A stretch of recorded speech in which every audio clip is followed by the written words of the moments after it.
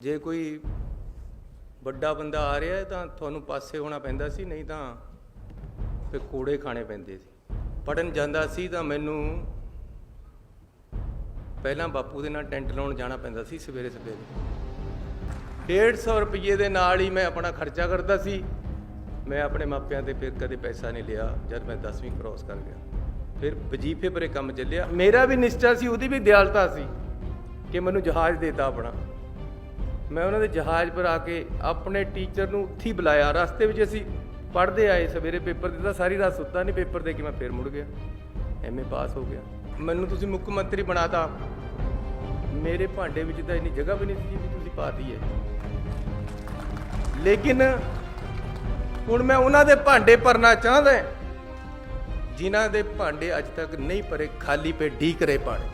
ਲੇਕਿਨ ਪੰਜਾਬ ਨੂੰ ਜਿਹੜੀ ਅਜੋਕਾ ਚਿੰਬੜੀਆਂ ਵੀ ਹੈ ਕਿ ਕਿਸੇ ਦਫ਼ਤਰ ਜਾਓ, ਕਹਿੰਦਾ ਜੀ ਅੱਖਾਂ ਤਾਂ ਨੂੰ ਝਾਕੀ ਜਾਂਦਾ ਜਦ ਤੱਕ ਥੱਲੇ ਟੇਬਲ ਦੇ ਥੱਲੇ ਨੂੰ ਪੈਸੇ ਨਹੀਂ ਮਿਲ ਜਾਂਦੇ। ਇਹ ਚੀਜ਼ ਨਹੀਂ ਬਰਦਾਸ਼ਤ ਹੋਣੀ ਕਹਿੰਦੇ। ਜਾਂ ਮੈਂ ਹਟ ਜਾਵਾਂਗਾ ਜਾਂ ਕਰਪਸ਼ਨ ਹਟ ਜਾਏਗੀ, ਦੋਨਾਂ 'ਚੋਂ ਇੱਕ ਚੀਜ਼ ਹਟੇਗੀ। ਮੈਂ ਜਿੱਦਣ ਮੁੱਖ ਮੰਤਰੀ ਬਣਿਆ ਮੈਂ ਕਿਹਾ ਯਾਰ ਕਿੱਥੇ ਫਸ ਗਿਆ ਮੈਂ। ਇੰਨੀ ਜਨਤਾ ਪਿੱਛੇ, ਇੰਨੀ ਜਨਤਾ ਅੱਗੇ, ਇੰਨੀਆਂ ਗੱਡੀਆਂ ਅੱਗੇ ਪਿੱਛੇ। ਮੈਂ ਕਿਹਾ ਇਹਨਾਂ ਨੂੰ ਹਟਾਓ ਯਾਰ ਮੇਰੇ ਆਲੇ ਦੁਆਲੇ, ਤੇ ਮੈਂ ਆਜ਼ਾਦ ਬੰਦਾ। ਮੈਨੂੰ ਕਿਹਨੇ ਮਾਰਨਾ? ਕਿਆ ਦੱਸੋ, ਮੈਨੂੰ ਮਾਰ ਕੇ ਕਿਸ ਨੂੰ ਕਿਆ ਮਿਲਣਾ? ਲੇਕਿਨ ਤੁਸੀਂ ਪਤਾ ਤੁਹਾਨੂੰ ਕਿੰਨੀ ਸਿਕਿਉਰਿਟੀ ਹੈ ਮੇਰੀ? 1000 ਬੰਦਾ ਮੇਰੀ ਸਿਕਿਉਰਿਟੀ ਪਰ। 200 ਗੱਡੀਆਂ ਮੈਨੂੰ ਦੇਤੀਆਂ। ਮੇਰੇ ਤਾਂ ਕਮਰੇ ਜਿੱਡੀਆਂ ਗੱਡੀਆਂ ਇਹਨੇ ਬਾਦਲਾਂ ਨੇ ਖਰੀਦੀਆਂ ਹੋਈਆਂ। ਮੈਂ ਹੁਣੇ ਆਇਆ, ਕਮਰੇ ਜਿੱਡੀ ਗੱਡੀ ਹੈ, 2 ਕਰੋੜ ਰੁਪਏ ਦੀ ਕਹਿੰਦੇ ਆਉਂਦੀ। ਇਸ ਹਲਕੇ ਦੇ MP ਸਾਹਿਬ ਸਰਦਾਰ ਜਸਵੀਰ ਸਿੰਘ ਡਿੰਪਾ ਜੀ, ਇਸ ਹਲਕੇ ਦੇ MLA ਸਾਹਿਬ ਰਾਣਾ ਗੁਰਜੀਤ ਸਿੰਘ ਜੀ, ਸ਼੍ਰੀ ਮਹਿੰਦਰ ਸਿੰਘ KP ਜੀ, ਸਾਬਕਾ ਪ੍ਰਧਾਨ ਪੰਜਾਬ ਪ੍ਰਦੇਸ਼ ਕਾਂਗਰਸ ਕਮੇਟੀ, ਸਾਬਕਾ MP ਸਾਬਕਾ ਮੰਤਰੀ ਸਾਹਿਬ, ਸ਼੍ਰੀ ਮੁਹੰਮਦ ਸਦੀਕ ਜੀ MP ਸਾਹਿਬ, ਸਾਡੇ ਸਤਿਕਾਰਯੋਗ चौधरी संतोख सिंह जी MP साहब, मेरे बड़े भी राजकुमार वेरका जी MLA साहब, नवतेज सिंह चीमा जी MLA साहब, बलविंदर सिंह धालीवाल जी, सुखपाल सिंह खैरा जी, हरजोत कमल जी, बलविंदर लाडी जी, संतोख सिंह भलाईपुर जी, जोगिंदर सिंह मान जी, श्रीमती दीप्ति उब्बल जी, ਤੇ ਸਾਡੇ ਇੱਥੇ ਦੇ SSP ਤੇ ਹੋਰ ਸਾਰੇ ਅਫਸਰ ਸਾਹਿਬਾਨ, ਮੇਰੇ ਟੂਰਿਜ਼ਮ ਡਿਪਾਰਟਮੈਂਟ ਦੇ ਐਡੀਸ਼ਨਲ ਚੀਫ ਸੈਕਟਰੀ ਸੰਜੇ ਜੀ, ਜਿਨ੍ਹਾਂ ਨੇ ਬੜੀ ਮਿਹਨਤ ਕਰਕੇ ਇਸ ਪ੍ਰੋਜੈਕਟ ਨੂੰ ਇੱਥੇ ਲੈ ਕੇ ਆਂਦਾ। ਸਾਡੇ ਬਰਾੜ ਮੈਡਮ, ਸਾਡੇ ਭੈਣ ਜੀ ਜਿਹੜੇ ਡਾਇਰੈਕਟਰ ਹੈ ਸਾਡੇ ਟੂਰਿਜ਼ਮ ਦੇ, ਜਿਨ੍ਹਾਂ ਨੇ ਬੜੀ ਮਿਹਨਤ ਕੀਤੀ ਹੈ ਇਸ ਪ੍ਰੋਜੈਕਟ ਦੇ ਵਿੱਚ। ਅੱਜ ਮੈਨੂੰ ਬੜੀ ਖੁਸ਼ੀ ਹੋ ਰਹੀ ਹੈ ਕਿ ਮੈਂ ਮੁੱਖ ਸੇਵਾਦਾਰ ਦਾ ਅਹੁਦਾ ਸੰਭਾਲਣ ਤੋਂ ਪਹਿਲਾਂ ਦੇ ਨਾਲ ਲੱਗਦੀ ਪਹਿਲੀ ਵਾਰ ਆਪਣੇ ਲਈ ਚਾਨਣ ਮੁਨਾਰਾ ਡਾਕਟਰ ਅੰਬੇਦਕਰ ਜੀ ਦਾ ਮਿਊਜ਼ੀਅਮ ਦਾ ਉਦਘਾਟਨ ਕਰਨ ਦਾ ਮਾਣ ਪ੍ਰਾਪਤ ਕਰ ਰਿਹਾ। ਅੰਬੇਦਕਰ ਸਾਹਿਬ ਦੀ ਸ਼ਖਸੀਅਤ ਇੱਕ ਐਸੀ ਸ਼ਖਸੀਅਤ ਹੈ ਜਿਸ ਤੋਂ ਸਾਨੂੰ ਪ੍ਰੇਰਨਾ ਮਿਲਦੀ ਹੈ ਕਿ ਤੁਸੀਂ ਕਿਸੇ ਵੀ ਗਰੀਬ, ਲਤਾੜੇ ਹੋਏ, ਅਜਿਹੀ ਜਿਹੀ ਹਾਲਤ ਵਿੱਚ ਵੀ ਪੈਦਾ ਹੋ, ਤੁਸੀਂ ਸਿਖਰ 'ਤੇ ਪਹੁੰਚ ਸਕਦੇ ਹੋ।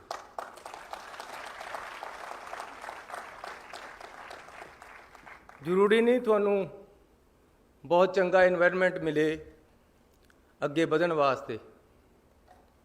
ਸੰਘਰਸ਼, ਦ੍ਰਿੜਤਾ, ਨਿਸ਼ਠਾ ਹੋਣੀ ਚਾਹੀਦੀ ਹੈ ਅੱਗੇ ਵਧਣ ਲਈ, ਤੇ ਤੁਸੀਂ ਅੱਗੇ ਵਧ ਸਕਦੇ ਹੋ। ਬਿਲਕੁਲ ਗਰੀਬ ਪਰਿਵਾਰ 'ਚ ਪੈਦਾ ਹੋ ਕੇ ਉਹਨਾਂ ਨੇ ਸਿਖਰ ਦੀ ਪੜ੍ਹਾਈ ਕੀਤੀ, ਔਰ ਸਭ ਤੋਂ ਬੜੀ ਗੱਲ ਇਹ ਹੈ ਕਿ ਅਖੀਰ ਤੱਕ ਪੜ੍ਹਦੇ ਰਹੇ ਆਪਣੇ ਜੀਵਨ ਦੇ ਵਿੱਚ। ਆਪਣੇ ਆਪ ਨੂੰ ਸਟਰੈਂਥਨ ਕਰਨਾ ਲਗਾਤਾਰ ਜਾਰੀ ਰੱਖਣਾ ਚਾਹੀਦਾ ਹੈ। ਨੌਜਵਾਨ ਵੀਰ ਮੇਰੇ ਭੈਣਾਂ ਇੱਥੇ ਬੈਠੀਆਂ, ਬੱਚੇ ਬੈਠੇ ਹੈ, ਇਹਨਾਂ ਕਰਕੇ ਮੈਂ ਇਹ ਇੱਕ ਦੋ ਗੱਲਾਂ ਕਰਨੀਆਂ ਚਾਹੁੰਦਾ। ਜਦ ਅਸੀਂ ਅੰਬੇਦਕਰ ਸਾਹਿਬ ਵੱਲ ਨੂੰ ਦੇਖਦੇ ਹਾਂ ਤਾਂ ਸਾਨੂੰ ਇਹ ਸੋਚ ਮਿਲਦੀ ਹੈ, ਜਿਹੜਾ ਉਹਨਾਂ ਨੇ ਕਿਹਾ ਕਿ ਪੜ੍ਹੋ, ਜੋੜੋ ਤੇ ਸੰਘਰਸ਼ ਕਰੋ। ਜ਼ਿੰਦਗੀ ਦੇ ਵਿੱਚ ਅੱਗੇ ਵਧਣ ਵਾਸਤੇ ਲਗਾਤਾਰ ਆਪਣੇ ਆਪ ਨੂੰ ਸਟਰੈਂਥਨ ਕਰਦੇ ਰਹਿਣਾ ਜ਼ਰੂਰੀ ਹੈ, ਜਿਸ ਤਰ੍ਹਾਂ ਉਹਨਾਂ ਨੇ ਕੀਤਾ ਹੈ।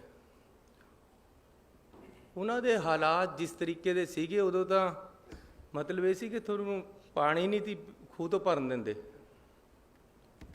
ਦੂਰ ਹੀ ਬੈਠਣਾ ਪੈਂਦਾ ਸੀ। ਜੇ ਕੋਈ ਵੱਡਾ ਬੰਦਾ ਆ ਰਿਹਾ ਤਾਂ ਤੁਹਾਨੂੰ ਪਾਸੇ ਹੋਣਾ ਪੈਂਦਾ ਸੀ, ਨਹੀਂ ਤਾਂ ਫਿਰ ਕੋੜੇ ਖਾਣੇ ਪੈਂਦੇ ਸੀ। ਊਚ ਨੀਚਤਾ ਦਾ ਇੰਨਾ ਪ੍ਰਭਾਵ ਸੀ। ਅੱਜ ਤਾਂ ਉਹਨਾਂ ਦੀ ਦੇਣ ਹੈ, ਆ ਡੈਮੋਕ੍ਰੇਸੀ ਦੀ ਦੇਣ ਹੈ, ਜਵਾਹਰ ਲਾਲ ਨਹਿਰੂ ਵਰਗੀ ਚੰਗੀ ਸੋਚ ਵਰਗੇ ਬੰਦਿਆਂ ਦੀ ਦੇਣ ਹੈ ਉਹਨਾਂ ਦੇ ਨਾਲ, ਕਿ ਅੱਜ ਅਸੀਂ ਕਿਸ ਤਰੀਕੇ ਦੇ ਨਾਲ ਇਕੱਠੇ ਬੈਠੇ ਇੱਕ ਗੁਲਦਸਤਾ ਬਣੀ ਬੈਠੇ ਹਾਂ। ਅਸੀਂ ਉਦੋਂ ਨਹੀਂ ਸੀ, ਲੇਕਿਨ ਉਹਨਾਂ ਹਾਲਾਤਾਂ ਵਿੱਚ ਵੀ ਅੱਗੇ ਵਧੇ। ਹਾਲਾਤ ਕਹੇ ਜੇ ਵੀ ਹੋਣ, ਤੁਹਾਨੂੰ ਇੱਕ ਟੀਚਾ ਬਣਾ ਕੇ ਅੱਗੇ ਵਧਣਾ ਪਏਗਾ, ਤੁਸੀਂ ਵਧੋਗੇ। मंजिल उन्हीं को मिलती है जिनके सपनों में जान होती है। खाली पंखों से कुछ नहीं होता, हौसलों से परवान होती है। हौसले रखने पैणगे नौजवानों नूं अगे बढ़न वास्ते।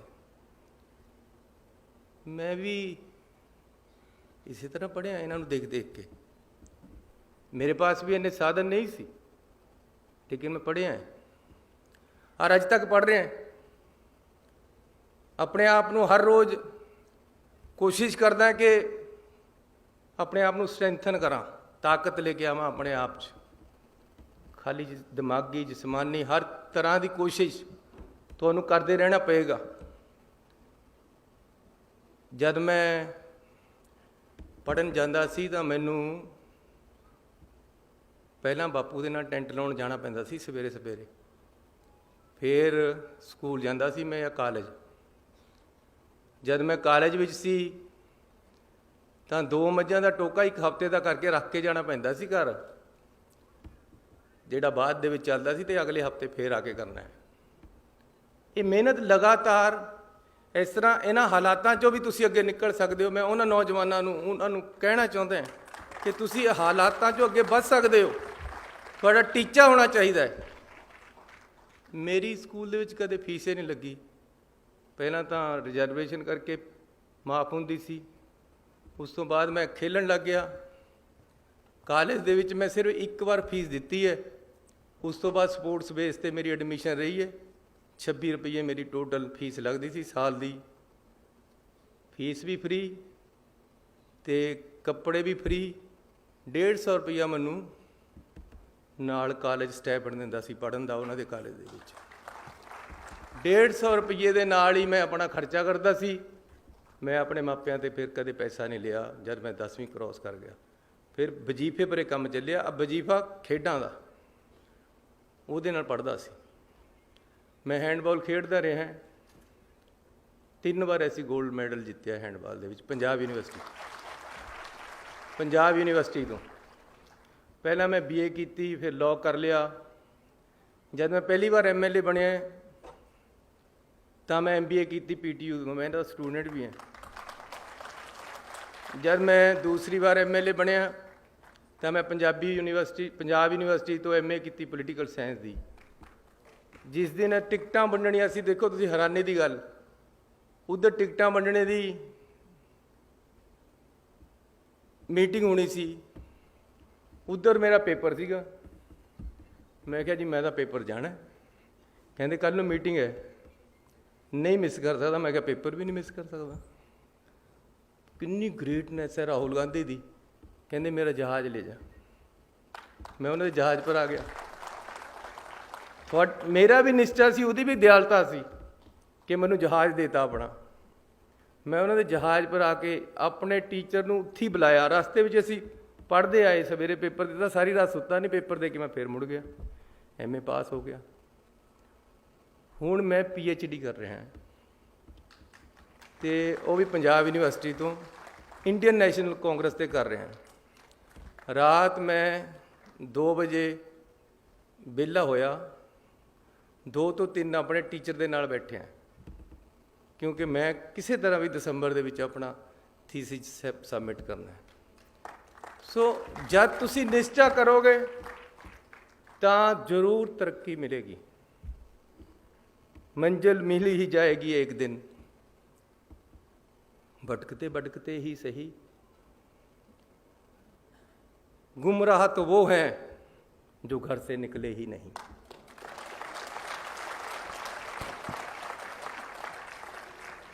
सो नौजवान दोस्तों, आज थानू जॉब मिली है, ये कोई आखिरी जॉब नहीं है जी। अज 15-20 हज़ार 25 हज़ार 50 हज़ार की मिली है, तरक्की करो, और बहुत दुनिया पई है, सितारों से आगे जहाँ और भी हैं। थानू लगातार अपने आप को बिल्ड करना है। जेडे अज क्लर्क लगे हैं, मेरा भाई मनमोहन सिंह वो लग्या सी JEE ओवरसीर कहते सी, उदों डिप्लोमा करके, उस तो बाद उन्हें नौकरी दे विच डिग्री की, फिर BA की, फिर लॉ किया, फिर इंजीनियरिंग की बड़ी डिग्री की, इंजीनियर इन चीफ हुण वो रिटायर होया। मतलब सब तो छोटी पौड़ी तो उतर के सब तो लास्ट पौड़ी ते गया। उसका कारण क्या है कि लगातार अपने आप को स्ट्रेंथन करता रहा। इसलिए मैं पंजाब के नौजवान नूं बेनती करना चाहता है कि उहदे वल देखो। आ मेरी फोटो लगी भी इस उहदे सामने बाबा अंबेडकर जी दे। मैं क्या यार, जिन्हें आह बनाया, मैं नहीं बनाया ये डिजाइन, मैनू बड़ा चंगा लग्या कि मैं उहदे वालों देख रहा तो वो मेरे वालों देख रहे। उहदी जिंदगी नूं पढ़ो, उस तो सिक्ख्या लो, जिंदगी दे विच संघर्ष करो तो फिर अगे बढ़ो। पंजाब सरकार तुहाडे नाल है। जो पंजाब सरकार तो कराना चाहते हैं, मैनू दसो, मैं थोड़े वास्ते हाजिर है बैठा।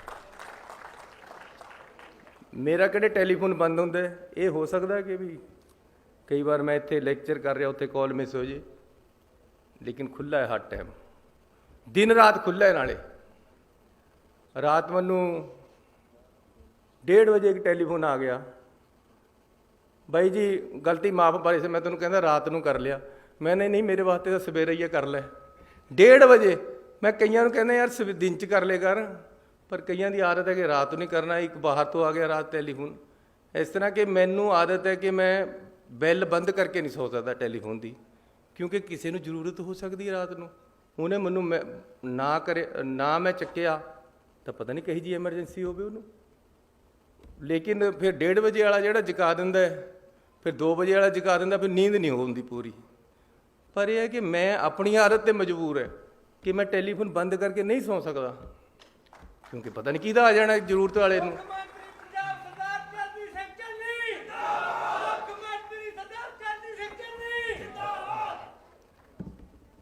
मैं लिख के कुछ होर लिया सी, और मैनू मेरे अफसर कहते यार असीं लिख के कुछ होर दिंदे, तुसीं बोल कुछ होर आउंदे हो।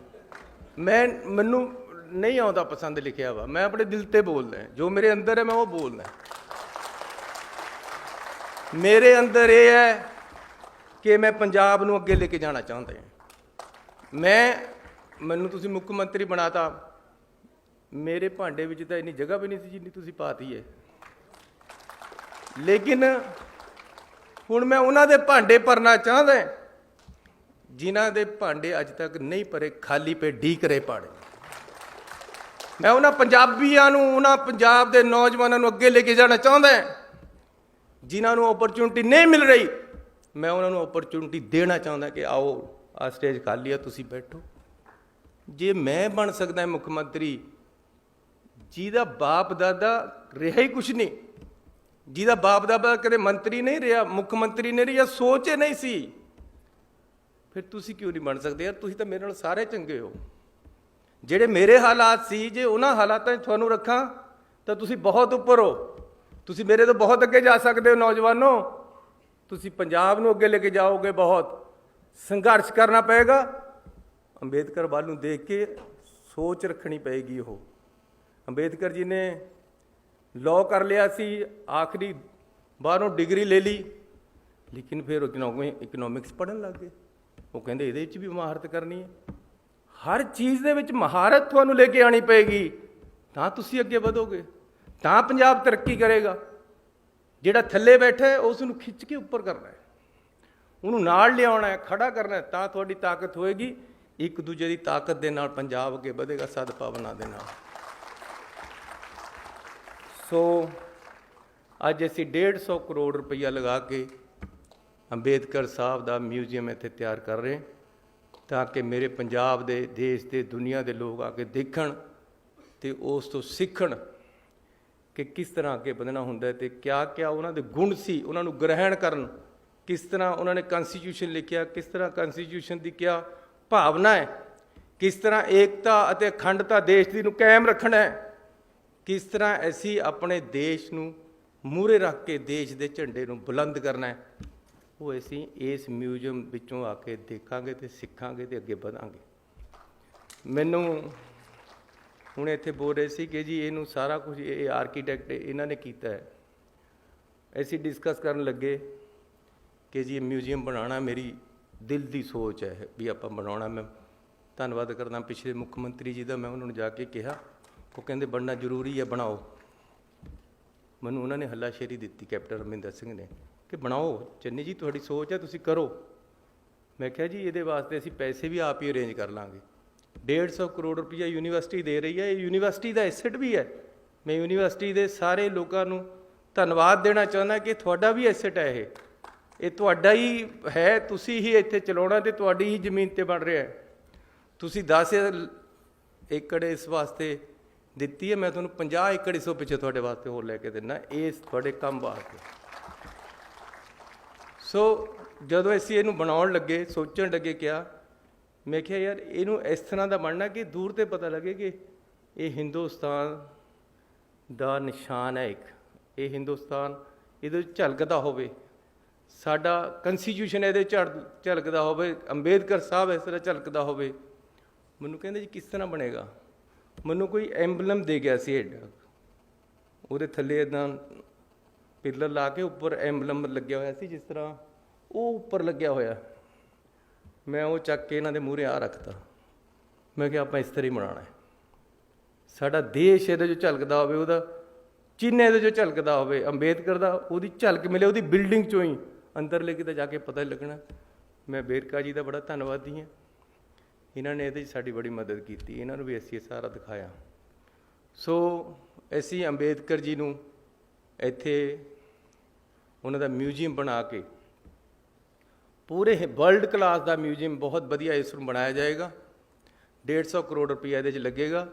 ਇਸ ਦੇ ਨਾਲ ਨਾਲ ਉਹਨਾਂ ਦੇ ਨਾਮ 'ਤੇ, ਕਿਉਂਕਿ ਜੇ ਅਸੀਂ ਕਿਸੇ ਗਰੀਬ ਨੂੰ ਉੱਪਰ ਚੱਕਣਾ ਚਾਹੁੰਦੇ ਹਾਂ, ਆਟਾ ਦਾਲਾਂ ਦੇ ਨਾਲ ਉਹ ਨਹੀਂ ਉਹਨੇ ਚੱਕ ਹੋਣਾ।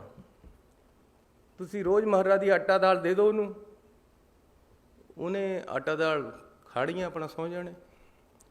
ਲੇਕਿਨ ਜੇ ਉਹਦੇ ਬੱਚੇ ਨੂੰ ਤੁਸੀਂ ਪੜ੍ਹਾਈ ਦੇਤੀ, ਉਹ ਆਪੇ ਬੜਾ ਹੋ ਕੇ ਆਪੇ ਅੱਗੇ ਆ ਕੇ ਆਪਣੀ ਵੀ ਗਰੀਬੀ ਚੱਕ ਦੇਗਾ, ਆਪਣੇ ਮਾਂ-ਬਾਪ ਦੀ ਵੀ ਚੱਕ ਦੇਗਾ। ਇਸ ਕਰਕੇ ਐਜੂਕੇਸ਼ਨ ਸਿਸਟਮ ਨੂੰ ਸਟਰੈਂਥਨ ਕਰਨਾ ਹੈ। ਸਭ ਤੋਂ ਬੜੀ ਚੀਜ਼ ਹੀ ਐਜੂਕੇਸ਼ਨ ਹੈ। ਮੇਰਾ ਬਾਪੂ ਮੈਨੂੰ ਪੜ੍ਹਾਇਆ, ਮੇਰੇ ਭਾਈਆਂ ਨੂੰ ਪੜ੍ਹਾਇਆ। ਇੱਕ ਮੇਰਾ ਭਰਾ ਡਾਕਟਰ ਹੈ, ਇੱਕ ਚੀਫ ਇੰਜੀਨੀਅਰ ਰਿਟਾਇਰ ਹੋਇਆ, ਇੱਕ ਮੈਂ ਹਾਂ, ਇੱਕ ਮੇਰੇ ਤੋਂ ਛੋਟਾ ਹੈ। ਲੇਕਿਨ ਐਜੂਕੇਸ਼ਨ ਉਹਦੀ ਸੋਚ ਸੀ। ਅੰਬੇਦਕਰ ਦੀ ਸੋਚ ਉਹਦੇ 'ਚ ਸੀਗੀ, ਸਾਡੇ 'ਚ ਆ ਗਈ। ਅੰਬੇਦਕਰ ਦੀ ਸੋਚ ਸੀ ਕਿ ਜੀ ਪੜ੍ਹੋ। ਪੜ੍ਹੋਗੇ ਕਿੱਥੇ ਤੇ ਜੇ ਇਨਫਰਾਸਟਰਕਚਰ ਨਹੀਂ ਹੈ ਪੜ੍ਹਾਈ ਦੇ ਬੱਚਿਆਂ ਵਾਸਤੇ, ਗਰੀਬਾਂ ਵਾਸਤੇ, ਮਿਡਲ ਕਲਾਸ ਦੇ ਲੋਕਾਂ ਵਾਸਤੇ, ਜਿਹੜੇ ਫੀਸਾਂ ਨਹੀਂ ਦੇ ਸਕਦੇ ਬੜੀਆਂ ਯੂਨੀਵਰਸਿਟੀਆਂ ਦੀਆਂ, ਉਹ ਕਿੱਥੇ ਤੇ ਪੜ੍ਹਨਗੇ? ਇਸ ਲਈ ਅਸੀਂ ਬੱਚਿਆਂ ਨੂੰ ਇਨਫਰਾਸਟਰਕਚਰ ਦੇਣਾ, ਪੜ੍ਹਾਈ ਦੇ ਇੰਸਟੀਟਿਊਸ਼ਨ ਦੇਣੇ, ਇੱਥੇ ਅਸੀਂ ਇੱਕ IIM ਦੇ ਨਾਲ ਮਿਲ ਕੇ ਮੈਨੇਜਮੈਂਟ ਕਾਲਜ ਬਾਬਾ ਅੰਬੇਦਕਰ ਸਾਹਿਬ ਦੇ ਨਾਮ ਤੇ ਅੱਜ ਹੀ ਮੈਂ ਘੋਸ਼ਣਾ ਕਰਦਾ ਕਿ ਇੱਥੇ ਸਥਾਪਿਤ ਕਰਾਂਗੇ।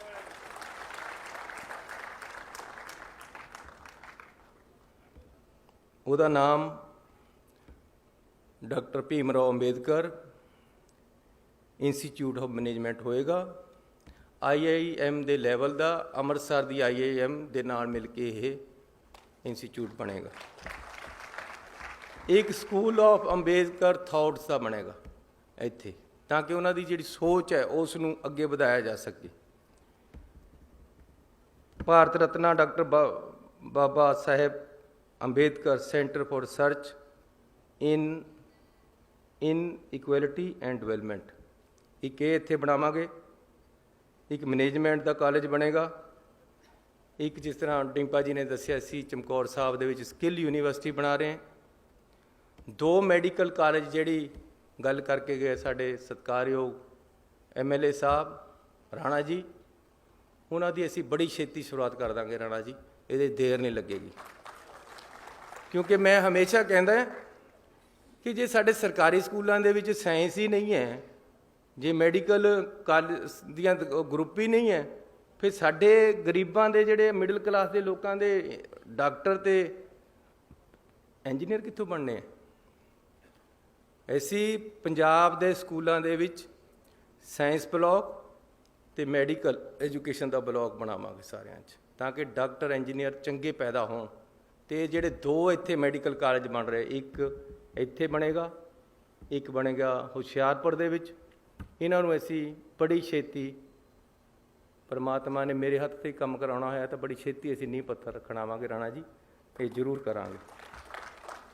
ਇੱਕ ਸਾਡੇ ਪਾਸ ਬਿਲਡਿੰਗ ਪੜੀ ਹੈ, ਕਿਉਂਕਿ ਮੈਨੂੰ ਗੁਰੂ ਨਾਨਕ ਸਾਹਿਬ ਜੀ ਦਾ 550ਵਾਂ ਜਨਮ ਦਿਹਾੜਾ ਮਨਾਉਣ ਦਾ ਸੁਭਾਗ ਪ੍ਰਾਪਤ ਹੋਇਆ ਸੀ। ਕੈਪਟਨ ਅਮਰਿੰਦਰ ਸਿੰਘ ਜੀ ਨੇ ਡਿਊਟੀ ਲਗਾਈ ਸੀ ਕਿ ਤੁਸੀਂ ਇਹ ਕੰਮ ਸੰਭੋ, ਤੇ ਮੈਨੂੰ ਇਸ ਗੱਲ ਦੀ ਖੁਸ਼ੀ ਹੈ ਕਿ ਵਰਲਡ ਵਾਈਡ ਇਸ ਗੱਲ ਦੀ ਪ੍ਰਸ਼ੰਸਾ ਹੋਈ ਕਿ ਪੰਜਾਬ ਸਰਕਾਰ ਨੇ ਜੋ ਗੁਰੂ ਨਾਨਕ ਸਾਹਿਬ ਦਾ ਜਨਮ ਦਿਹਾੜਾ ਮਨਾਇਆ, ਜਨਮ ਸਾਲ ਮਨਾਇਆ, ਬਹੁਤ ਜ਼ਬਰਦਸਤ ਉਸ ਦੀ ਸ਼ੋਭਾ ਚਾਰੇ ਪਾਸੇ ਸਰਕਾਰ ਨੂੰ ਮਿਲੀ।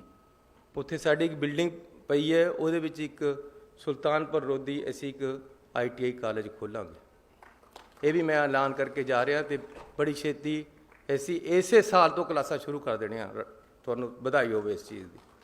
ਭੁਲੱਥ ਦੇ ਵਿੱਚ ਇੱਕ ਬਲਾਕ ਦੇ ਵਿੱਚ ਅਸੀਂ ਇੱਕ ITI ਖੋਲ੍ਹਣੀ ਆ, ਉਹਦੇ ਤੇ 11 ਕਰੋੜ ਰੁਪਈਆ, 10 ਕਰੋੜ ਰੁਪਈਆ ਲੱਗੇਗਾ।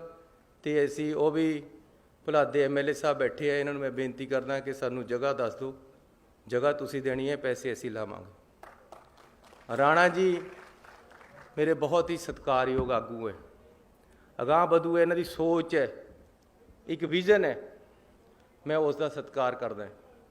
ਇਹਨਾਂ ਨੇ ਮੈਨੂੰ ਕਿਹਾ ਕਪੂਰਥਲੇ ਵਾਸਤੇ 10 ਕਰੋੜ ਰੁਪਈਆ ਕਪੂਰਥਲੇ ਦੇ ਸ਼ਹਿਰ ਨੂੰ ਅਸੀਂ ਦੇਵਾਂਗੇ। ਇਹਨਾਂ ਮੂਹਰੇ ਥਾਨ ਸਿੱਟ ਦੇਣਾ, ਜਿੱਥੇ ਜਿੱਥੇ ਸੁਆ ਕੇ ਜਿਹੜਾ ਕੁਝ ਪਾਉਣਾ ਪਾ ਲਵੇ।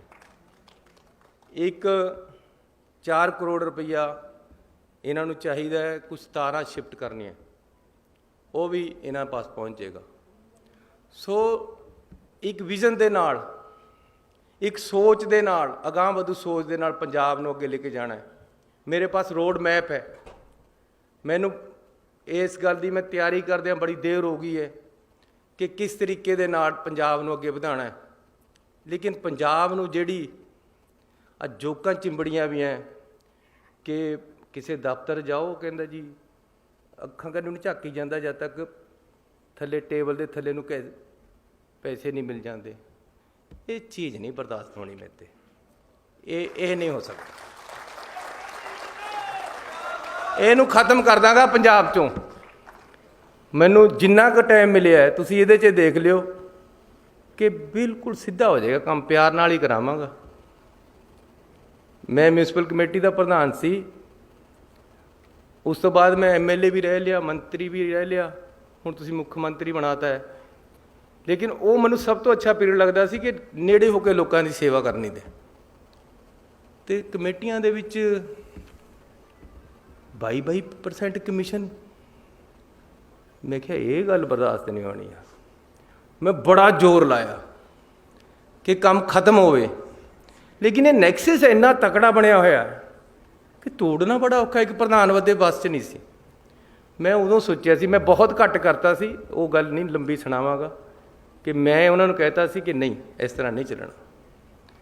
ਇੱਕ ਐਸੀ ਉਹ ਕੂੜਾ ਸੁੱਟਣ ਵਾਲੇ ਡੰਪ ਨਹੀਂ ਪਏ ਹੁੰਦੇ, ਹੁਣ ਇਹ ਅਖਬਾਰਾਂ ਵਾਸਤੇ ਨਹੀਂ ਹੈ ਗੱਲਾਂ, ਇਹ ਤੁਹਾਡੇ ਨਾਲ ਐਸੇ ਹਾਲ ਦੇ ਵਿੱਚ ਕਰ ਰਿਹਾ।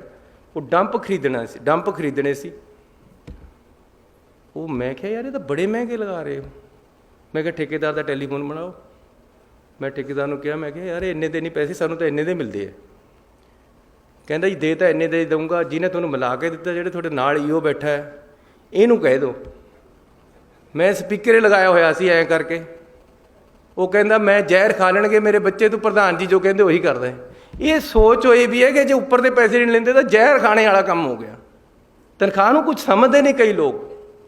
ਬਹੁਤ ਲੋਕ ਇਮਾਨਦਾਰ ਹੈ ਪੰਜਾਬ ਦੇ ਵਿੱਚ, ਬਹੁਤ ਜਨਤਾ ਇਮਾਨਦਾਰ ਹੈ, ਬਹੁਤ ਅਫਸਰ ਇਮਾਨਦਾਰ ਹੈ। ਕਿਸੇ ਇੱਕ ਫੀਲਡ ਦੇ ਵਿੱਚ ਜੇ ਤੁਸੀਂ ਕਹੋ ਸਾਰੇ ਮਾੜੇ ਇਹ ਨਹੀਂ ਹੋ ਸਕਦੇ, ਜੇ ਤੁਸੀਂ ਕਹੋ ਸਾਰੇ ਚੰਗੇ ਇਹ ਨਹੀਂ ਹੋ ਸਕਦੇ। ਹਰ ਫੀਲਡ ਦੇ ਵਿੱਚ, ਹਰ ਜਾਤੀ ਦੇ ਵਿੱਚ, ਹਰ ਧਰਮ ਦੇ ਵਿੱਚ ਚੰਗੇ ਵੀ ਲੋਕ ਬਹੁਤ ਜ਼ਿਆਦਾ ਹੈ, ਮਾੜੇ ਵੀ ਬਹੁਤ ਜ਼ਿਆਦਾ ਹੈ, ਕਈਆਂ 'ਚ ਬਹੁਤ ਘੱਟ ਹੈ। ਲੇਕਿਨ ਕਰਪਸ਼ਨ ਇਹ ਬਰਦਾਸ਼ਤ ਨਹੀਂ ਹੋਣੀ ਪੰਜਾਬ ਦੇ ਵਿੱਚ ਜਦ ਤੱਕ ਮੈਂ ਹਟ ਜਾਵਾਂਗਾ ਜਾਂ ਕਰਪਸ਼ਨ ਹਟ ਜਾਏਗੀ, ਦੋਨਾਂ 'ਚੋਂ ਇੱਕ ਚੀਜ਼ ਹਟੇਗੀ। ਇਹਦੇ ਵਾਸਤੇ ਨੌਜਵਾਨਾਂ ਨੂੰ ਮੇਰਾ ਸਾਥ ਦੇਣਾ ਪੈਣਾ ਹੈ। ਨੌਜਵਾਨ ਅੱਗੇ ਆਵੇ।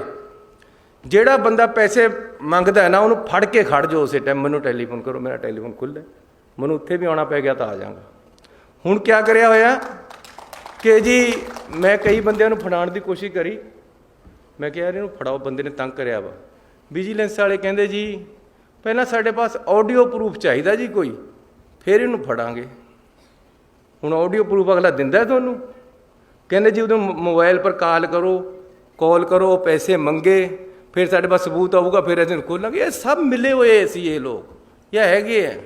ਇਹਨਾਂ ਨੂੰ ਖਤਮ ਕਰਨਾ ਇਸ ਚੀਜ਼ 'ਚੋਂ। ਤੁਸੀਂ ਪੰਜਾਬ ਦੇ ਲੋਕ ਖਤਮ ਕਰਨਗੇ, ਮੈਂ ਨਹੀਂ ਇਕੱਲਾ ਕਰ ਸਕਦਾ। ਪੰਜਾਬ ਦੇ ਲੋਕਾਂ ਨੂੰ ਉੱਠਣਾ ਪਏਗਾ।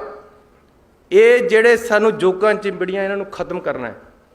ਉਹਦੇ ਵਾਸਤੇ ਪੰਜਾਬ ਦਾ ਨੌਜਵਾਨ ਅੱਗੇ ਆਵੇ ਤਾਂ ਇਹ ਖਤਮ ਹੋਏਗੀ। ਨੌਜਵਾਨੀ ਦੇ ਵਿੱਚ ਕ੍ਰਾਂਤੀ ਹੁੰਦੀ ਹੈ। ਉਹ ਭਗਤ ਸਿੰਘ ਦੀ ਫੋਟੋ ਨੂੰ ਦੇਖਦਾ ਹੈ। ਮੈਂ ਹੁਣ ਭਗਤ ਸਿੰਘ ਜੀ ਦੇ ਜਾ ਕੇ ਪੈਰੀ ਹੱਥ ਲਗਾ ਕੇ ਆਇਆ, ਮੱਥਾ ਟੇਕ ਕੇ ਆਇਆ ਝੁਕ ਕੇ। ਜਿਹੜੇ ਮੁੰਡੇ ਦੇ ਕਮਰੇ ਦੇ ਵਿੱਚ ਜਾਂ ਗੱਡੀ ਦੇ ਉੱਪਰ ਜਾਂ ਮੋਬਾਈਲ ਦੇ ਉਰੇ ਭਗਤ ਸਿੰਘ ਦੀ ਫੋਟੋ ਲੱਗੀ ਵੀ, ਸਮਝ ਲਓ ਇਹ ਬੰਦਾ ਕੰਮ ਦਾ ਹੈ, ਉਹਦੀ ਸੋਚ ਸਹੀ ਹੈ। ਭਗਤ ਸਿੰਘ ਨੂੰ ਦੇਖਣਾ ਪਏਗਾ, ਨੌਜਵਾਨਾਂ ਨੂੰ ਉਹਦੀ ਸੋਚ ਨੂੰ ਦੇਖਣਾ ਪਏਗਾ। ਕ੍ਰਾਂਤੀ ਲਿਆਉਣੀ ਪਏਗੀ ਦੇਸ਼ ਦੇ ਵਿੱਚ ਔਰ ਸੂਬੇ ਦੇ ਵਿੱਚ। ਅਤੇ ਇਸ ਤਰ੍ਹਾਂ ਦੇ ਜਿਹੜੀ ਕਰਪਸ਼ਨ ਹੈ, ਗਲਤ ਕੰਮ ਹੈ। ਪੁੱਠੇ ਤਰੀਕੇ ਨਾਲ ਹਰ ਕੰਮ ਕਰਾਉਣਾ ਚਾਹੁੰਦਾ ਹਰ ਕੋਈ, ਸਿੱਧੇ ਤਰੀਕੇ ਨਾਲ ਕਰਾਉਣਾ ਨਹੀਂ ਚਾਹੁੰਦਾ। ਲਾਈਨ 'ਚ ਕੋਈ ਲੱਗਣਾ ਨਹੀਂ ਚਾਹੁੰਦਾ। ਉਹ ਕਹਿੰਦਾ ਜੀ ਮੈਨੂੰ ਇੱਧਰ ਨੂੰ ਕੱਢ ਕੇ ਸਭ ਤੋਂ ਮੂਹਰੇ ਖੜਾ ਕਰ ਦਿਓ, ਬਸ ਇਹ ਸੋਚ। ਫਿਰ ਮੈਂ VIP ਹੈ। ਕਿਆ ਕਰਨਾ VIP ਯਾਰ? ਮੇਰੇ ਆਲੇ ਦੁਆਲੇ ਮੈਂ ਜਿੱਦਣ ਮੁੱਖ ਮੰਤਰੀ ਬਣਿਆ, ਮੈਂ ਕਿਹਾ ਯਾਰ ਕਿੱਥੇ ਫਸ ਗਿਆ ਮੈਂ। ਇੰਨੀ ਜਨਤਾ ਪਿੱਛੇ, ਇੰਨੀ ਜਨਤਾ ਅੱਗੇ, ਇੰਨੀਆਂ ਗੱਡੀਆਂ ਅੱਗੇ ਪਿੱਛੇ। ਮੈਂ ਕਿਹਾ ਇਹਨਾਂ ਨੂੰ ਹਟਾਓ ਯਾਰ ਮੇਰੇ ਆਲੇ ਦੁਆਲੇ, ਤੇ ਮੈਂ ਆਜ਼ਾਦ ਬੰਦਾ। ਮੈਨੂੰ ਕਿਹਨੇ ਮਾਰਨਾ? ਕਿਆ ਦੱਸੋ ਮੈਨੂੰ, ਮਾਰ ਕੇ ਕਿਸ ਨੂੰ ਕਿਆ ਮਿਲਣਾ? ਲੇਕਿਨ ਤੁਸੀਂ ਪਤਾ ਤੁਹਾਨੂੰ ਕਿੰਨੀ ਸਿਕਿਉਰਿਟੀ ਹੈ ਮੇਰੀ? 1000 ਬੰਦਾ ਮੇਰੀ ਸਿਕਿਉਰਿਟੀ ਪਰ ਹੈ। 200 ਗੱਡੀਆਂ ਮੈਨੂੰ ਦੇਤੀਆਂ। ਮੇਰੇ ਤਾਂ ਕਮਰੇ ਜਿੱਡੀਆਂ ਗੱਡੀਆਂ ਇਹਨੇ ਬਾਦਲਾਂ ਨੇ ਖਰੀਦੀਆਂ ਹੋਈਆਂ। ਮੈਂ ਹੁਣੇ ਆਇਆ, ਕਮਰੇ ਜਿੱਡੀ ਗੱਡੀ ਹੈ, 2 ਕਰੋੜ ਰੁਪਏ ਦੀ ਕਹਿੰਦੇ ਆਉਂਦੀ। ਉਹ ਯਾਰ ਗਰੀਬਾਂ ਪਰ ਲਾ ਦਿੰਦੇ ਇਹ ਪੈਸਾ। ਉਈਓ 8 ਗੱਡੀਆਂ ਮੇਰੇ ਅੱਗੇ ਪਿੱਛੇ ਫਿਰਦੀਆਂ। ਮੈਂ ਆਪਣੇ ਸੈਕਟਰੀ ਸਾਹਿਬ ਨੂੰ, ਰਾਹੁਲ ਤਿਵਾੜੀ ਜੀ ਬੈਠੇ, ਮੈਂ ਇਹਨੂੰ ਰਸਤੇ 'ਚ ਕਹਿ ਰਿਹਾ ਸੀ, ਮੈਂ ਕਿਹਾ ਉਹ ਸਿਕਿਉਰਿਟੀ ਦਾ ਕਿਆ ਬਣਿਆ? ਕਾਹਦੇ ਵਾਸਤੇ 1000 ਬੰਦਾ ਪਿੱਛੇ ਘੁਮਾਇਆ ਹੋਇਆ? ਕਹਿੰਦੇ ਜੀ ਇੰਟੈਲੀਜੈਂਸ ਵਾਲੇ ਕਹਿੰਦੇ ਵੀ ਅਸੀਂ ਨਹੀਂ ਘੱਟ ਕਰ ਸਕਦੇ, ਜੇ ਕੱਲ੍ਹ ਨੂੰ ਕੋਈ ਗੱਲ ਹੋ ਜਾਵੇ। ਮੈਂ ਕਿਹਾ ਯਾਰ ਜੇ ਕੱਲ੍ਹ ਕੋਈ ਹੋ ਗਈ ਤਾਂ ਮੈਂ ਜ਼ਿੰਮੇਵਾਰ ਹੈ, ਭੇਜੋ ਇਹਨਾਂ ਨੂੰ। ਕਿਆ ਕਰਨਾ 1000 ਬੰਦਾ? 5-7 10 ਬੰਦੇ ਚਲੋ ਠੀਕ ਹੈ। ਕਈ ਜਗ੍ਹਾ ਲੋਕ ਵੀ ਜ਼ਿਆਦਾ ਅੱਗੇ ਨੂੰ ਆ ਜਾਂਦੇ ਆ ਕਿ ਮਿਲਣਾ ਹੀ ਜ਼ਰੂਰ ਹੈ, ਥੋੜ੍ਹਾ ਜਿਹਾ ਤਰੀਕੇ ਨਾਲ ਉਹਨਾਂ ਨੂੰ ਸੈੱਟ ਕਰ ਦੇਣਗੇ। ਉਹ ਇਸ ਤੋਂ ਜ਼ਿਆਦਾ ਤਾਂ ਕੁਛ ਨਹੀਂ। ਸਿੰਬਲ ਬਣ ਗਿਆ ਇੱਕ ਕਿ ਜੀ ਗਨਮੈਨ ਇੰਨੇ ਜ਼ਿਆਦਾ ਪਿੱਛੇ। ਹੁਣ ਮੈਂ ਸੁਖਬੀਰ ਬਾਦਲ ਥੋੜ੍ਹੋ ਯਾਰ ਵੀ ਮੈਂ ਦਿਖਾਣਾ ਕਿ ਜੀ ਐਡੀ ਬੜੀ ਕਾਰਵਾਈ ਆ ਰਹੀ ਹੈ, ਕਿਉਂਕਿ ਲੋਕਾਂ ਦੀ ਪਿੱਛੇ ਲੱਗਦੀ ਨਹੀਂ। ਉਹ ਇਹਨਾਂ ਦੀ ਉਹ ਲਾਈ ਫਿਰੀ ਜਾਂਦੇ ਆ। ਪਬਲਿਕ ਉਹਨਾਂ ਦੇ ਨਾਲ ਤੁਰਨੇ ਨੂੰ ਤਿਆਰ ਨਹੀਂ। ਉਹ ਕਹਿੰਦੇ ਚਲੋ ਇਹੀ 1000 ਬੰਦਾ ਪਿੱਛੇ ਸਿਕਿਉਰਿਟੀ ਦੇ ਨਾਂ ਪਰ ਪਿੱਛੇ ਤੋਰ ਲਓ। ਇਸ ਕਰਕੇ ਨੌਜਵਾਨ ਵੀਰੋ, ਇਹ ਸਮਝ ਲਓ ਤੁਹਾਡਾ ਭਰਾ ਮੁੱਖ ਮੰਤਰੀ ਹੈ ਤੇ ਤੁਹਾਨੂੰ ਐਡਜਸਟ ਕਰਨਾ ਹੈ। ਇਹ ਸਮਝ ਲਓ ਕਿ ਜਿੰਨੀ ਕੁ ਸਮਰੱਥਾ ਨੌਕਰੀਆਂ ਦੀ ਪੰਜਾਬ ਸਰਕਾਰ ਕੋਲ ਹੈ ਉਨੀ ਤਾਂ ਮੈਂ 4 ਮਹੀਨਿਆਂ 'ਚ ਭਰ ਦੇਣੀ। ਮੈਂ ਅੱਜ ਇਹਨਾਂ ਨੂੰ ਕਿਹਾ ਵੀ 1,00,000 ਨੌਕਰੀ ਹੋਰ ਕੱਢੋ। ਆ ਤੁਸੀਂ ਦੇਖੋ ਸਾਡੇ ਪਿੱਛੇ ਮੇਰੀ ਇੰਨੀ ਲੜਾਈ ਹੋਈ, ਹੁਣ ਇੱਕ ਮੰਤਰੀ ਦੀ ਜਿੰਨੀ ਕੈਬਨਿਟ ਚੱਲਦੀ ਉਨੀ ਕੁ ਚੱਲੇਗੀ ਨਾ। ਕਹਿੰਦੇ ਜੀ ਕਲਾਸ ਡੀ ਦੀਆਂ ਨੌਕਰੀਆਂ ਆਊਟਸੋਰਸ ਕਰਨੀਆਂ। ਮੈਂ ਕਿਹਾ ਵੀ ਕਲਾਸ ਡੀ ਦੀਆਂ ਹੀ ਕਾਹਤੇ ਕਰਨੀਆਂ, ਫਿਰ ਕਲਾਸ ਏ ਦੀਆਂ ਵੀ ਕਰ ਲਓ। ਕਲਾਸ ਡੀ ਦੇ ਵਿੱਚ ਹੁਣ ਗਰੀਬ ਇਹ ਭਰਤੀ ਹੁੰਦਾ ਚਪੜਾਸੀ, ਹੋਰ ਤਾਂ ਕਿਸੇ ਨੇ ਲੱਗਣਾ ਨਹੀਂ। ਡਰਾਈਵਰ, ਟੈਕਨੀਸ਼ੀਅਨ ਜਿੰਨੇ ਕਲਾਸ ਡੀ ਦੇ ਵਿੱਚ ਹੈ ਉਹ ਮੇਰੇ ਡਾਇਰੈਕਟਰ ਬੈਠੇ, ਮੈਂ ਇਹਨਾਂ ਦੀ ਫਾਈਲ ਪਰ ਲਿਖ ਕੇ ਭੇਜਿਆ ਵੀ ਨਹੀਂ ਇਸ ਤਰ੍ਹਾਂ ਹੋ ਸਕਦਾ। ਹੁਣ ਮੈਂ ਕਰ ਦੇਣਾ। ਹੁਣ ਮੇਰੇ ਪਾਸ ਆ ਗਈ ਉਹ ਕੱਲ੍ਹ ਕਲਾਸ ਡੀ ਦੇ ਵੀ ਰੈਗੂਲਰ ਭਰਤੀ ਹੋਣਗੇ। ਉਹ ਕਿਤੇ ਹੋਰ ਤੇ ਆਏ ਆ, ਉਹ ਕਾਹਤੇ ਨਹੀਂ ਪੜ੍ਹ ਸਕਦੇ ਬਈ। ਜਾਂ ਫਿਰ ਏ ਕਲਾਸ ਵਾਲਿਆਂ ਨੂੰ ਵੀ ਆਊਟਸੋਰਸ ਕਰ ਲਓ, ਬੀ ਵਾਲਿਆਂ ਨੂੰ ਵੀ ਆਊਟਸੋਰਸ ਕਰ ਲਓ। ਅਫਸਰ ਤਾਂ ਲੱਗੇਗਾ ਪੱਕੀ ਤਨਖਾਹ ਪਰ 2.25 ਲੱਖ ਰੁਪਈਆ, ਜਿਹਦੀ 11,000 ਤਨਖਾਹ ਹੈ ਉਹ ਆਊਟਸੋਰਸ ਪਰ ਲੱਗੇਗਾ। ਸਾਰੀ ਉਮਰ ਉੱਪਰ ਤੇ ਤਲਵਾਰ ਲਟਕਦੀ ਰਹਿੰਦੀ ਹੈ ਕਿ ਜੀ ਅੱਜ ਕੱਢ ਦੇਵੇਂ, ਅੱਜ ਕੱਢ ਦੇਵੇਂ, ਕਿਉਂਕਿ ਨੌਕਰ ਤਾਂ ਆਊਟਸੋਰਸ ਹੈ ਜਾਂ ਕੰਟਰੈਕਟ 'ਤੇ ਹੈ। ਚਪੜਾਸੀ ਕੋਈ ਆਮ ਚੀਜ਼ ਨਹੀਂ ਹੈ, ਟੈਕਨੀਸ਼ੀਅਨ, ਡਰਾਈਵਰ ਕੋਈ ਆਮ ਚੀਜ਼ ਨਹੀਂ ਹੈ। ਇਹ ਵੀ ਅਸੀਂ ਉਹਦੇ ਪਰੇ ਭਰਨੇ ਹੈ, ਰੈਗੂਲਰ ਹੀ ਭਰਨੇ ਜਿਸ ਤਰ੍ਹਾਂ ਦੂਸਰੇ ਭਰਦੇ। ਸੋ ਮੈਂ ਤੁਹਾਡਾ ਜ਼ਿਆਦਾ ਹੀ ਟਾਈਮ ਲੈ ਗਿਆ ਕੁਛ। ਤੁਹਾਡਾ ਬਹੁਤ ਧੰਨਵਾਦ। ਪਰਮਾਤਮਾ ਤੁਹਾਨੂੰ ਤਰੱਕੀਆਂ ਬਖਸ਼ੇ। ਅੰਬੇਦਕਰ ਜੀ ਦੀ ਸੋਚ, ਉਹਨਾਂ ਦੇ ਦੱਸੇ ਹੋਏ ਰਸਤੇ 'ਤੇ ਅਸੀਂ ਚੱਲੀਏ। ਹਿੰਦੁਸਤਾਨ ਦੇ ਸੰਵਿਧਾਨ ਨੂੰ ਤਕੜਾ ਰੱਖੀਏ, ਦੇਸ਼ ਦੇ ਵਿੱਚ ਨਿਸ਼ਠਾ ਰੱਖੀਏ, ਦੇਸ਼ ਦੇ ਵਿੱਚ ਏਕਤਾ ਬਣੀ ਰਹੇ। ਕੋਈ ਸਾਡੇ ਵੱਲ ਨੂੰ ਝਾਕਦਾ ਨਹੀਂ, ਕੋਈ ਪਾਕਿਸਤਾਨ ਸਾਡਾ ਬੈਰੀ ਨਹੀਂ ਬਣ ਸਕਦਾ ਜੇ ਅਸੀਂ ਆਪ ਇਕੱਠੇ ਰਹਾਂਗੇ। ਇਸ ਕਰਕੇ ਏਕਤਾ ਰੱਖੋ, ਤਕੜੇ ਹੋ ਕੇ ਦੇਸ਼ ਨੂੰ ਅੱਗੇ ਲਿਜਾਣ ਲਈ ਨੌਜਵਾਨ ਅੱਗੇ ਆਵੇ ਅਤੇ ਆਪਾਂ ਸਾਰੇ ਆਪਣੇ ਸੂਬੇ ਨੂੰ ਇੰਨਾ ਵਧੀਆ ਬਣਾ ਦਈਏ ਕਿ ਲੋਕ ਕਹਿਣ ਵੀ ਇਹ ਪੰਜਾਬ ਕਰਾਂ ਕੀ ਸਿਫਤ ਤੇਰੀ, ਸ਼ਾਨਾਂ ਦੇ ਸਭ ਸਮਾਨ ਤੇਰੇ। ਬਹੁਤ ਧੰਨਵਾਦ।